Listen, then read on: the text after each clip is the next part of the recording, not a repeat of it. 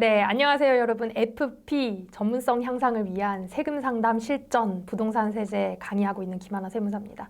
어떻게 전문성 향상이 뿜뿜 되시는 거 느껴지시나요? 사실은 이게 짧은 강의 시간에 전문적인 내용들을 이렇게 압축해서 담을 수 있는 강의가 여러분 흔치 않습니다. 여러분들 다른 이제 부동산 강의라던가 세법 강의들을 많이 접하고 계실 텐데 정말 필요한 부분만 꼭꼭 엑기스로 찝어가지고 우리가 대화할 때 써먹을 수 있는 것들을 제가 알차게 담아왔으니까 양도소득세 너무 겁먹지 마시고 이번 시간에 저랑 같이 한번 살펴보도록 하겠습니다. 자, 최근에 또 뉴스를 하나 가지고 와봤어요. 이거 불과 며칠 되지가 않은 거거든요. 여러분 이런 얘기 많이 들어보셨죠? 공시가가 너무 많이 올라가지고 지금 내가 세금이 너무 많이 나오게 생겼어. 아니 이게 도대체 무슨 얘기죠? 공시가가 올라간 거하고 세금이 많이 나오게 생겼다고? 아니 세금이 많이 나오면 도대체 무슨 세금이 더 많이 나오는 거야? 이런 얘기들이 아마 남의 이야기처럼 들리셨을 겁니다. 실질적으로 올해 공시가격이 30% 추가적으로 더 인상이 될 거라는 기사가 나왔는데요. 사실은 과거 작년 2021년, 2022년에도 계속적으로 공시가격이 많이 상승이 되고 있어요. 공시가격이 많이 상승이 되면서 실거래가격까지도 상승이 되다 보니까 우리는 그냥 집값이 올라간 것 같은 기분을 느끼고 있지만 사실 거기에 딸려오는 세금들이 어마어마하게 무서운 거죠. 자, 이 기사에 보면요. 전국적으로 평균 한 20% 정도, 그러니까 19% 정도가 지금 공시가격이 더 올랐다라는 얘기가 있죠. 그렇죠? 공동주택 공시가격의 변동률이라고 나와 있습니다. 가장 많이 오른 데가 어디요? 와, 대박, 세종입니다. 세종은 거의 70%가 올라가 있죠. 그러니까 이 정도까지도 올라갈 거라고 예상을 하고 있는데 여러분들 혹시 공시가격이라는 게 도대체 무슨 얘기인가? 그냥 뭐 집값이 오른다는 얘기인가? 이 정도 개념만 가지고 있으셨던 거는 아니죠. 자, 공시가격이라는 건 뭐냐면 국가에서 해마다 우리나라에 있는 모든 부동산에 대해서 토지와 건물 그리고 아파트들, 집합 건물들 모든 부동산에 대해서 표준적으로 공시하는 가격을 얘기해요. 우리는 이 아파트 가격을 이렇게 책정하겠다. 이렇게 보는 거예요. 그런데 이렇게 국가가 공시하는 가격하고요. 내가 실제 아파트를 사는 실거래 가격하고는요. 서로 다릅니다. 완전 달라요. 실거래가는 갑돌이하고 갑순이하고 둘이서 아파트를 주고받고 살 때 야, 10억으로 사자. 야, 8억으로 사자. 이렇게 상호 간에 합의가 있는 민사적인 계약이에요. 그냥 계약의 하나의 형태예요. 그래서 가격 자체가 얼마가 되던 둘 사이에 합의만 있으면 그 누구도 딴지를 걸지 않아요. 그러다 보니까 가격이 들쭉날쭉하겠죠. 그렇죠? 어떤 사람은 더 비싸게 주고 샀을 수도 있고 어떤 사람은 더 싸게 주고 샀을 수도 있고 그게 바로 부동산 실거래가의 흐름이잖아요. 그런데 왜 공시가격은 필요하냐? 이렇게 하나의 아파트, 비슷한 아파트를 가지고도 다양한 가격이 형성되어 있으면 도대체 국가가 재산세라던가 종합부동산세 같은 것들을 얼마를 가지고 얘를 책정을 해야 될 거냐, 얼마로 도대체 이 아파트를 정확하게 보는 게 맞을 거냐, 올해 있었던 모든 아파트의 거래 가격을 다 더해가지고 나누기를 할 수는 없잖아요. 평균을 낼 수는 없잖아요. 그래서 국가가 나름대로 기준을 가지고 공표하는 가격이라고 보시면 돼요. 전 국민에게 이 아파트는 이렇게 보고 우리가 과세를 하겠습니다. 이런 기준이라고 보시면 된다. 이 말씀입니다. 자, 그러면 우리가 이 가격을 어디에서 확인할 수 있느냐? 제가 팁을 하나 또 알려드리겠습니다. 국토교통부 실거래가 공개 시스템이라는 사이트가 있습니다. 여기에 가보면요. 실제 거래되어 있는 모든 가격들을 다 조회해 볼 수가 있어요. 우리가 부동산 거래 가격을 등록하고 신고하는 것이 의무화되어 있거든요. 그래서 등기부 등본도 여러분 떼보면 얼마로 아파트가 거래됐는지 가격이 다 나와요. 그 가격은 뭐다? 실거래. 실제 거래가 된 가격. 실거래를 얘기하는 거고 우리가 지금 눈에 익었던 단어들이 나와야 돼요. 아파트, 연립 다세대, 들어봤어. 선생님 들어봤어요. 단독 다가구, 오피스텔, 분양 입주권, 상업 업무용, 토지 안 들어본 거 하나도 없죠. 제 강의를 지금 1강, 2강 다 들으셨으면 지금 이거 너무 낯설지 않으실 거예요. 제가 언급을 다 드렸던 거잖아요. 그쵸? 단어 낯설지 않고 우리가 뭔지 헷갈리면 등기부 등본 건축물 대장 떼보면 다세대를 봐야 되는지 다가구를 봐야 되는지 우린 다 알아요. 이미 다 알아요. 그렇게 해서 우리가 실거래 가격이 얼마로 거래됐는지를 조회해 볼 수가 있다는 겁니다. 자, 두 번째 사이트 국토교통부에 가면요. 여러분 이렇게 공시 가격을 확인할 수 있는 사이트가 있어요. 요렇게. 자, 요거는 용어가 조금 다르죠. 부동산 공시가격 알림이라는 사이트인데요. 공동주택 공시가격. 공동주택 뭔지 아는데 뭐였어요? 아파트, 연립주택, 다세대. 그죠? 개별 단독주택 공시가격. 이거는 단독주택이잖아요. 단독주택, 다가구주택. 그쵸? 중공주택. 그쵸? 그런 것들이 전부 다 여기에서 조회를 해볼 수가 있는 거예요. 그리고 개별 공시지가는 토지에 대한 공시지가를 우리가 확인해 볼 수가 있는 겁니다. 자, 다시 한 번 더. 우리가 가격은요, 종류가 두 가지로 나누어집니다. 첫 번째, 실거래가. 이걸 우리는 시가라고 해요. 시가, 실제로 거래된 가격. 주고받은 돈의 액수. 자, 공시가격은 뭐다? 국가에서 기준을 가지고 시가로 정한 거예요. 그래서 우리가 이름을 기준시가라고 하는 겁니다. 국가에서 기준을 가지고 시가를 정한 거예요. 실제 거래된 가격이 아니라는 얘기예요. 자, 우리가 실거래하는 시가는요, 언제 적용을 한다? 매매 시에 적용을 합니다. 실제 매매할 때 적용을 하는 거예요. 공시가격은 언제 한다? 얘는 실제 매매되는 가격하고는 상당히 많은 차이가 있어요. 이거는 세금을 고지할 때 적용을 하는 겁니다. 특히 재산세라던가 종합부동산세. 그런데 제가 여기서 한 가지 조금 드릴 말씀이 있는데, 그동안은 우리가 공시가격을 기준으로 해서 재산세나 종부세가 매겨졌다면 이제 향후 장차 실거래가를 기준으로 해서 재산세를 매기겠다, 과세하겠다라는 개정안이 발의되고 있어요. 그래서 앞으로는 재산세 부담이 더해질 거다. 취득세 부담도 더해질 거다. 이런 것들을 여러분들이 상식적으로 알고 계시면 좋겠죠. 자, 오늘 저랑 이야기를 해볼 거는요, 부동산 가격에 대한 이야기, 그리고 빠밤 양도소득세에 대한 이야기를 해볼 겁니다. 여러분들은 실거래가와 공시가격을 구분할 수 있으시게 될 거고요. 양도소득세에 아주 일반인은 모르는, 하지만 우리가 알려줄 수 있는 정도의 양도소득세 소양을 갖추시게 될 겁니다. 부동산 가격은 제가 두 가지가 있다고 말씀드렸죠. 실거래가와 공시가격. 제가 실제 사례를 좀 가지고 와봤어요.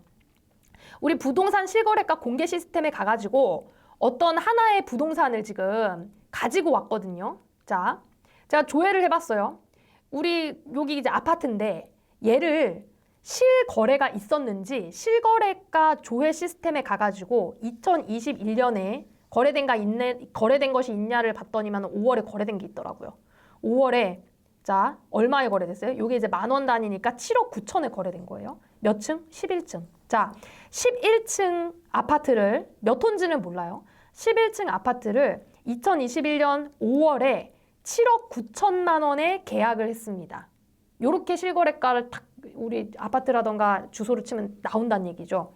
그런데 똑같은 주소를 제가 공동주택 공시가격, 아까 국토교통부에서 공시하는 사이트 제가 설명드렸었죠. 거기에 가서 똑같은 주소에 똑같은 층, 11층, 요거 11층, 임의로 그냥 제가 갖고 온 겁니다. 11층을 조회를 해봤더니 공동주택 가격을 4억 7,100만 원으로 측정을 해놓은 거예요. 와, 차이가 상당하지 않나요? 자, 우리 두 개를 구분해야 된다 그랬어요. 이 실거래가는 실질적으로 양도하고 계약할 때 사용하는 시가입니다. 그런데 우리 공동주택 공시가격에서 공동주택 가격은 뭐라 그랬어요? 국가에서 정한 기준시가다. 기준시가다. 그래서 얘는 세금을 매길 때 과세 표준액이 되는 거예요. 그런데 이 차이가 상당히 크죠. 자, 7억 9천인데 공시는 4억 7천으로 됐어요. 대충 한 60% 정도 적게 공시가 되고 있는 겁니다. 그래서 이제 국가에서는 정책적으로 이거 실거래가까지는 공시가 좀 올려야 합니다 라고 하고 계속 공시가격을 올리고 있는 거예요. 근데 사실은 우리가 지금 시가 자체가 많이 올라와 있는 상태이기 때문에 끝없이 그걸 따라갈 수는 없어요. 지금 이미 많이 올라와 있어요. 요거만 보더라도 여러분 아실 수 있는 게, 보세요. 2017년만 하더라도 이 똑같은 아파트가 2억 8,500이었거든요. 18년에 3억, 한 2천만 원 올라간 거예요. 19년에 3억 4천 올라갔죠. 그러다가 20년에 3억 7천이 되다가 2020년에서 2021년에 얼마로 올라갔어 지금? 3억 7천짜리가 4억 7천이 됐죠. 1억이 올라간 거예요. 지금 이런 식으로 공시가격이 상당히 많이 올라가고 있고, 공시가격이 올라감으로 인해서 세금도 자동으로 내야 되는 재산세나 종부세가 자동으로 많이 확보가 된다는 거죠. 국가 입장에서는. 자, 여러분들이 이런 부동산에 대한 기본적인 느낌도 가지고 계셔야 돼요. 이런 식으로 우리가 고객들하고 대화를 이끌어낼 수 있는 겁니다. 왜냐하면 이 공동주택이 공시되는 가격은 실제 체감하는 거예요. 우리 납세자, 그리고 우리가 만나고 있는 고객들이 실제 체감하고 있는 내용들이거든요. 왜냐하면 우리가 아파트 거래를 우리가 평생 살면서 건물 주택 거래를 몇 번이나 하겠어요. 끼껏해야 한두 번 하겠죠. 일반인들은 굉장히 전문적으로 투자하시는 분들이 아니고서는. 하지만 해마다 세금은 내야 된단 말이에요. 내가 가지고 있는 부동산에 대해서 해마다 세금은 내야 되기 때문에 실질적으로 체감하는 거는 이 정도로 다르다. 그래서 우리가 이런 식으로 상대방과 대화를 할 수 있는 소스도 찾을 수가 있다는 거죠. 자, 본격적으로 양도소득세 한번 가보도록 하겠습니다. 제가 양도소득세 기초 이렇게 달아놨는데요. 사실은 양도소득세는 너무너무 방대하고요. 양도소득세 개정사항이 지금도 계속되고 있고요. 어제 다르고 오늘 다르고, 어제 집 팔았을 때하고 오늘 집 팔았을 때하고, 작년에 집 팔았을 때하고 올해 집 팔았을 때하고 상황이 너무너무 달라졌어요. 그래서 여러분들에게 추천을 해드리고 싶은 방법은 직접 양도소득세를 파고들고 공부하실 수는 없어요. 다만 우리가 만나는 고객들에게 양도소득세에 대해서 이야기를 들어주고 어떤 포인트로 이야기를 들어줘야 되는지에 대한 핵심 내용들만 알고 계시면 된다는 거죠. 나머지는 전문가들하고 여러분들이 상의를 하셔야 되는 겁니다. 그래서 제가 드리고 싶은 말씀, 기본적으로 양도소득세 계산 구조는 우리가 좀 알고 갔으면 좋겠다는 거예요. 저는 사실은 이런 그 보험 FC 분들에게 세무적으로 막 어떻게 세금이 계산이 되고요, 구조는 어떻게 되고요, 이런 얘기는 정말 하고 싶지가 않아요. 하고 싶지가 않은데 양도소득세만큼은 그래도 여러분들이 알고 계셔야 될 것 같아서 제가 가지고 왔거든요.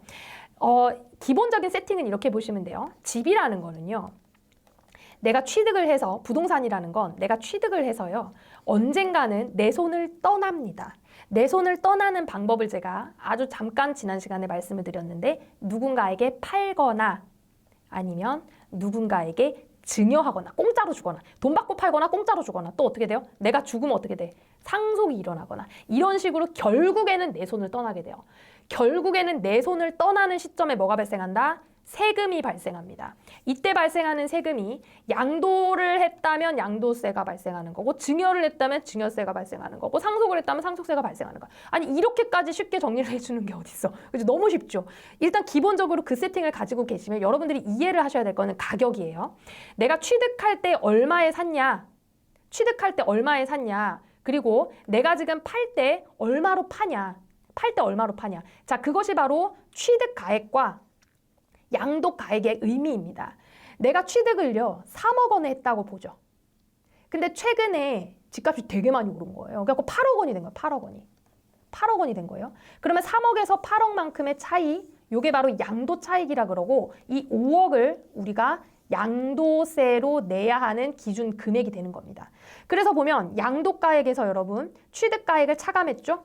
그리고 여기서 이제 필요경비라는 걸 빼는데, 내가 이 부동산에다가 돈이 들어가는 경우가 있을 수가 있거든요. 예를 들면 최초로 취득할 때 어떤 세금 낸다 그랬어요? 지난 시간에 배웠는데, 취득하면 취득세 낸다 그랬죠? 취득세도 필요경비로 깎아줍니다. 그리고 부동산 공인중개사들한테도 수수료를 내죠. 그러면 공인중개사한테 수수료가 나간 것도 필요경비로 깎아줘요. 세무사한테 세무수수료도 내겠죠. 법무사한테 법무수수료도 내겠죠. 그런 것들, 부동산을 거래하면서 필요한 모든 경비들을 다 깎아줘요. 요렇게 만들어진 게 바로 양도 차익이라는 겁니다. 요 정도는 여러분들 기본으로 세팅. 그 다음에 국가에서는 투기 목적으로 부동산을 취득하는 것을 그렇게 달가워하지 않습니다. 그래서 가능하면 네가 부동산을 샀으면 좀 오래 가지고 있을래? 오래 좀 가지고 있을래? 그렇게 해서 오래 가지고 있을 때 특별히 장기 보유 특별 공제라는 걸 해줍니다. 많게는요, 여러분 80%까지 해줘요. 굉장히 많이 해주죠. 그런데 적게는 6% 정도밖에 안 해줍니다. 그래서 장기 보유는 장기간으로 집을 보유하고 있는 사람들이 얻을 수 있는 최고의 혜택이에요. 최고의 혜택. 자, 그렇게 해서 양도 차익에서 장기 보유 특별공제까지 뺐죠? 그게 바로 양도소득 금액입니다. 그리고 기본적으로 250만 원은 전 국민한테 빼줘요. 외국인은 안 빼주지만. 그렇게 해서 계산된 게 과세표준. 그리고 여기에 비로소 세율이 곱해지는 겁니다. 여러분, 지금 제가 말씀드리는 이 모든 단어들이 굉장히 생소하게 느껴지실 거예요. 여러분들이 이거를 달달 외우실 필요도 없고요. 이게 이해가 안 된다고 그냥 나 모르겠는데 하실 필요도 없습니다. 반복적으로 들으시면서 여러분들이 익숙하게 느껴지실수록 여러분들께 되는 겁니다. 자, 넘어가 볼게요. 세율 이야기를 하고 싶거든요, 저는. 우리가 다주택 다주택자, 주택을 여러 채를 가지고 있는 분들을 다주택자라고 하는데 이렇게 주택이 여러 개를 가지고 있는 다주택자들을 중과세를 합니다. 세율을 기본적인 세율로 과세하는 게 아니라 훨씬 더 높게 세율을 중과세한다는 거예요. 이거는 무슨 의미일까요, 여러분? 집을 많이 갖고 있지 말아라는 거예요. 집 많이 갖고 있는 사람은 너는 양도세 세금 폭탄 맞게 할 거야. 이런 정책인 겁니다. 그래서 지금 다주택자들이 집을 팔지도 못하고 갖고 있지도 못하고, 왜냐면 보유세가 너무 많이 드니까 그런 상황들에 처해 있는 거거든요. 자, 요것도 여러분들 포인트만 알려드릴 거예요. 다주택자가 조정 대상 지역 내, 조정 대상 지역이라는 건 서울, 과천, 성남, 그냥 수도권을 얘기해요. 서울과 수도권, 그리고 대구, 부산 일대 광역시들의 일정한 구들이 있어요. 지정된 구. 거기에 있는 주택을 팔 때 중과세를 할 건데요. 어떻게 중과세를 하냐면 제가 아까 집을 오래 가지고 있는 사람들이 가질 수 있는 가장 큰 혜택이 뭐라 그랬어요? 장기 보유 특별공제. 이걸 안 해줍니다. 안 해줘. 배제. 그리고 세율을요. 집이 2개 있는 사람은 기본 세율의 20%를 더해서 과세해요. 그리고 집이 3개 넘게 있는 사람은, 3개 이상 있는 사람은 기본 세율의 30%를 더 과세를 하는 겁니다. 자, 어떤 식으로까지 과세가 되냐 보세요. 우리가 기본 세율이라는 거는 소득세율도 동일하거든요. 6%부터, 그러니까 이렇게 이제 소득 구간에 따라서 45%까지예요. 자, 과세표준 우리가 계산됐죠? 요 계산된 과세표준이 여기 있는 그 금액 어디에 포진되어 있는지를 보시면 내가 세율이 어디에 속해 있는지를 알 수가 있어요. 그래서 최소 6%부터 45%까지 양도세가 계산이 될 텐데 내가 집이 2개다? 그럼 여기에 20%가 추가로 더 과세가 되는 거, 엄청 많이 과세되는 거죠? 내가 집이 3개다? 그러면 30%가 추가로 과세되는 거예요. 보세요. 그러면 기본 세율이 45%짜리는 2주택자는 65% 세금을 내는 거야. 3주택자는 75% 세금을 내는 거예요. 어마어마하죠. 어마어마하죠. 근데 이게 끝이 아닙니다, 여러분. 자, 우리가 세금은요. 소득세라는 것과 지방소득세라는 거를 같이 내야 돼요. 자, 소득세가 예를 들어 75%다. 그럼 지방소득세는 소득세의 10%를 추가로 더 내야 돼. 7.5%를. 그럼 얼마가 돼요? 82.5%입니다. 여러분, 집값이 아무리 많이 올라도 그렇게 많이 오른 집값에 80%를 세금을 내야 된다 그럼 여러분 집을 팔겠어요?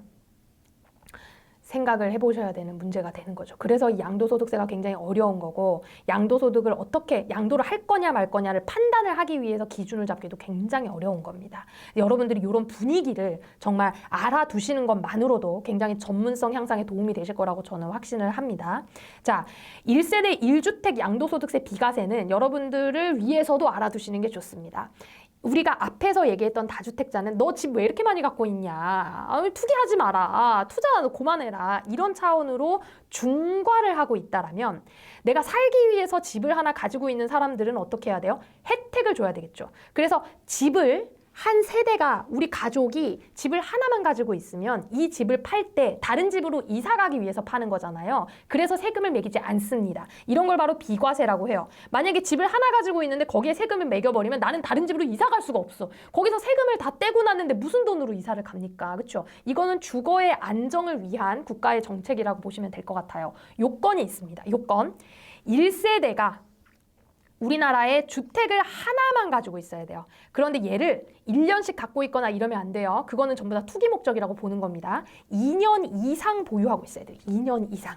그런데 우리가 이제 부동산 정책이 발표되면서 2017년 이후에 조정 대상 지역, 제가 아까 말씀드렸죠. 서울, 수도권, 그리고 이제 광역시에 지정된 곳이라고 말씀드렸습니다.